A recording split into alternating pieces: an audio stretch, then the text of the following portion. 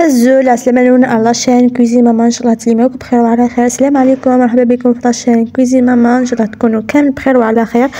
اليوم جبنا لكم نديروا هذيك المسكوت اللي درناها في العيد، ما وريتش الوصفه، مي هاد المره ندير لكم هذيك الوصفه. كما راكم تشوفوا هنايا درت 4 حبات تاع بيض متوسطين ولا كبار، ما ديروش صغار تجي صغيره، مع كاس تاع حليب، كاس تاع سكر، وكاس تاع زيت، رشة تاع الملح، عطر الليمون مع عطر الكراميل. هاد الطريقة تدير لكم الكوتا ياورت مع هذا مكان، ونخلطوه باشوار تجي خفيفة به.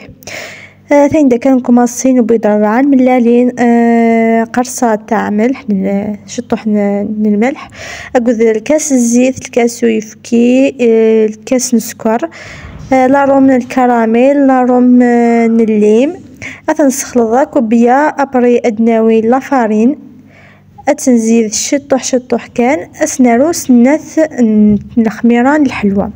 اثين داكي هنا بعد ما نخلطوه كامل بهذاك الاشوار نزيدولو الفارينة حتى يتشكل خط تاع 8 تجي ثقيلة، مع 2 خمارات تاع الحلويات، ونعاودو نخلطوهم كما راكم تشوفوا هنا. لازم يتشكل هذاك 8 ثاني داك لا قالت تفهم 8 ني.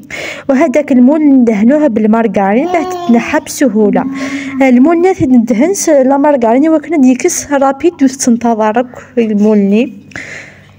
الفور نكونوا نشعلوه مسبقا، وقبل ما نحطوها نشعلوه من تحت برك 180 درجة. كي تشوفوها طلعت وخلص طلعت تاعو ما تخافوهاش، شعلوها من الفوق. ثاني داكي الفور لقد تزيدين شعليته قبل يحمى، ابري ما يتنار، قبل ما تنار اثناء يشعل سوا كان 180 ديجري، اتنجي تشوف ستاويليس براس نشعل سفلى ايوا كان تيزويغ.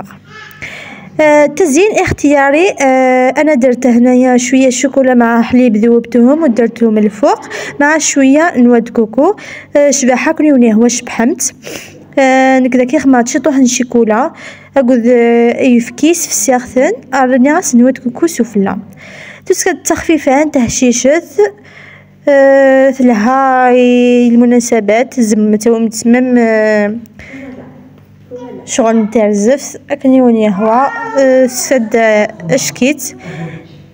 ان شاء الله كنت تعجب الفيديو ان شاء الله. الى فيديو اخر ان شاء الله.